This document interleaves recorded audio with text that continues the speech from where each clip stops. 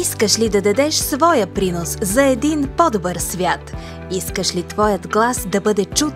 Искаш ли да оставиш следа след себе си?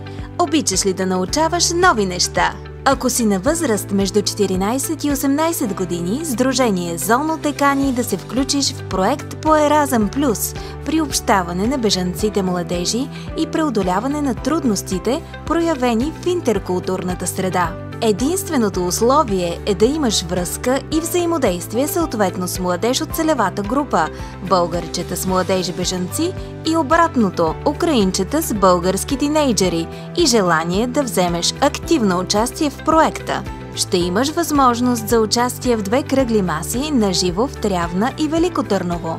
Проучвания, изготвяне на анкета и събиране на данни, участие в дискусионни теми, усвояване на нови дигитални компетенции и умения за използване на AI, изкуствен интелект, участие в изготвяне на наръчник, групови активности, посещение на забележителности, менторска програма, нови приятелства и забавления. Проектът е изцяло финансиран по програма Еразъм Плюс и осигурява пълно покритие на всички необходими разходи за участниците.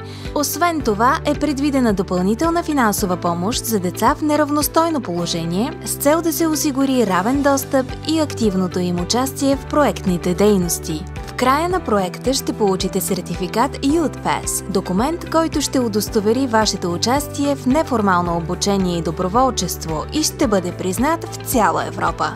Попълни форма за участие и ние ще се свържем с теб. За повече информация 0878 772 711.